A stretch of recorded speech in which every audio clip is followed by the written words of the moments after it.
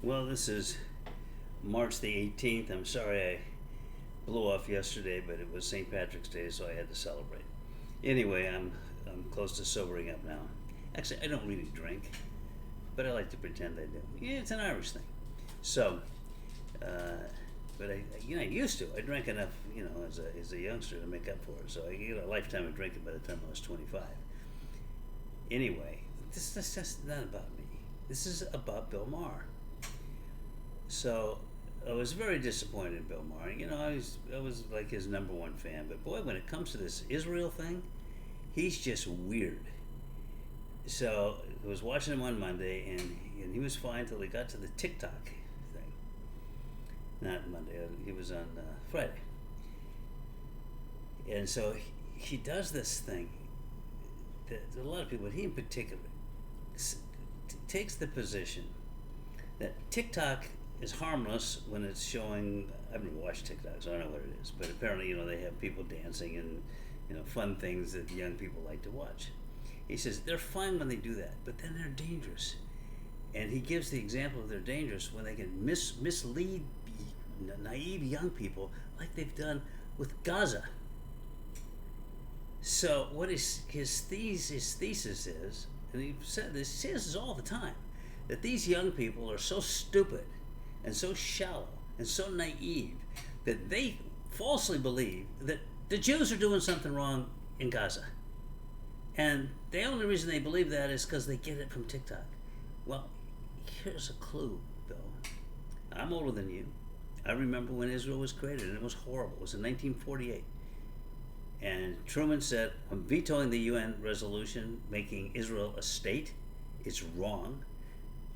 A bunch of Democratic Jewish donors, big money people came, met him in the White House. He came out of that meeting and said, I'm going to go ahead and the U.S. is going to sign the resolution creating Israel. And when my dad heard that, his jaw dropped. Because everybody who was knowledgeable, most people are not knowledgeable, knew that what the Jews were doing, the Zionist movement, was basically fundamentally immoral.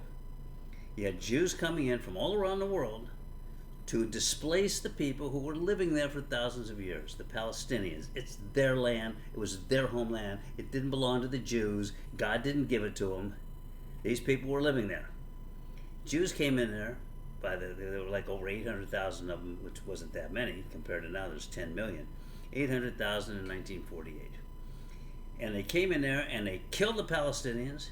They shoved them off their land. They stole their land. They treated them with brutality. It was an evil setup from day one and had no right whatsoever to exist. But the United States kept saying, Israel's wonderful. And so the American people I grew up hearing all the time, well, Israel's wonderful, we've got to support Israel, we have to stand by Israel, it's our biggest ally in the Middle East, Israel. In the meantime, the average American had no idea what was going on over there. Now they do. Because now Israel has just taken everything it was doing to its logical conclusion. Netanyahu isn't doing anything that's not consistent with what had been going on before. He's right. I saw him on TV today. He has the overwhelming majority of the support of the Jewish people for what he's doing to the Palestinians. I saw a program the other day about the kids starving to death. Have you ever seen well, I'll give you a hint what it looks like. After World War II, Jews were coming out of the concentration camp. The ones that were alive were skin and bones. It was enough to make you throw up. That's what they're doing to these Palestinian kids.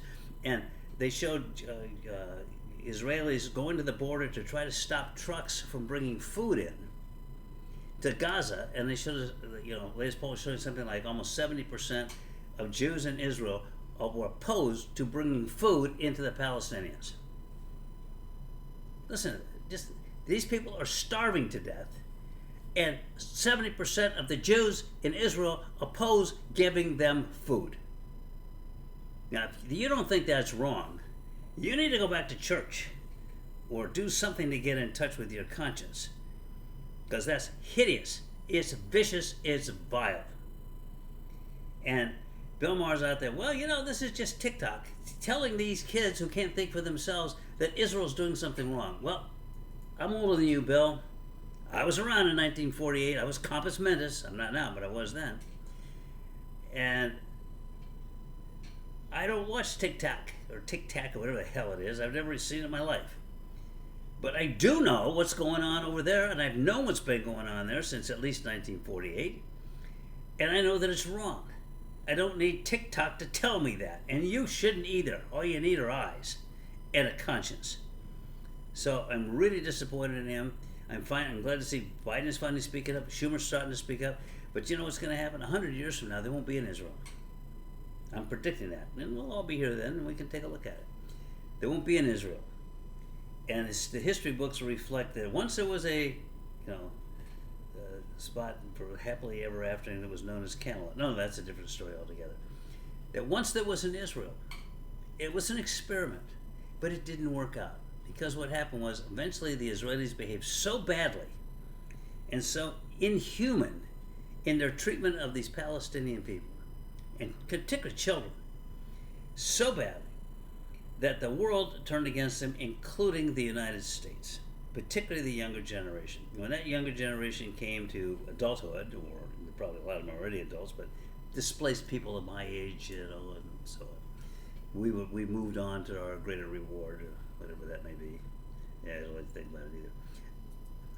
I'm working on my defense. I got some pretty good ones, you didn't know what I was doing, God. I was, it was insane. Yeah, that's it. Anyway, I digress. It's something I very seldom do. So they're going to reflect that more and more this took the shine off of Israel. This took the patina off of Israel, so that people stopped saying, "Oh, they're our closest ally in the Middle East." They're our closest ally because we gave them their entire military. The entire military. They have one of the most sophisticated militaries in the world, and we gave it to them. Planes, tanks, rockets, the magic dome. We've given them all of those things. Without us, there is no Israel. And that's what history is going to reflect happened. That the American people finally got fed up with it. They said, Israel, the heck with you. We're not giving you any more money. We're not giving you any more military. We're cutting you off. We're joining the rest of the world now and condemning you. At which point in time, the Israelis said, we can't survive. And so we said, okay, well, you know what you can do? You can send all those Israelis back where they came from, and that's right, I'm talking about New York. So, but the irony is, a lot of the Jews that are over there came from the States. You know what? This is more of a homeland to the Jews, just like it is to the Irish. I'm Irish, so I don't know. Bill Maher says he's Irish, but yeah, he's half Irish, half Jewish. His Irish side is taking a vacation. So Ireland, incidentally, is the only European country that was against what Israel was doing from the very beginning. So he should listen to his Irish side. But now, this is becoming, Israel has just pissed off the whole world. All of their supporters, they don't have any left, except for us. And he's losing us. And it's losing us, rather. So once that happens, the Jews can get back where they belong. Jews do very well in the United States. They've done well, and the United States has been greatly enriched by the Jews. They're only like 2.4% of the population. And yet their contributions are enormous. And I'm not just talking about Jack Benny, who was one of my all-time favorite people, or Larry, what's his name? Curb Your Enthusiasm. He's my idol, actually. But at least a third of my friends are Jews, and it's like, and I don't hear them running around saying, "Yeah, let's go Israel. We got to kill all the Palestinians." That's just not where most Jews, and a lot of Jews, American Jews, support what's going on, but a lot of them don't. And American Jews have long been the conscience of America. And that's one of the reasons Republicans are so frustrated that they can't get the Jews to come to war, because the Republicans are the antithesis of what the Jewish people stand for, except for when it comes to Israel. So get out of Israel, turn it back over to the Arabs, let them have it. You don't need it. It's a tiny little sliver of land anyway. Come back here to where you belong, or go back to Germany, whatever. Just do what the Irish do. So yeah, Ireland as a country, but it's been a country forever. But there's a lot more Irish in New York than there are in Dublin. Some people say there's more in New York City than there are in all of Ireland.